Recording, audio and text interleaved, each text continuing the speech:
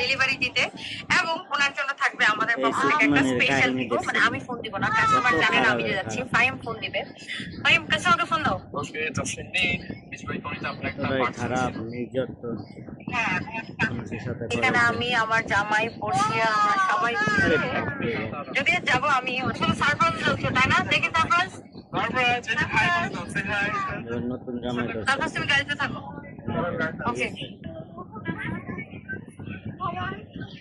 Thank you so much. আমি পুরো অবাক হয়ে গেছি আপনাকে সারপ্রাইজ দেওয়ার জন্য।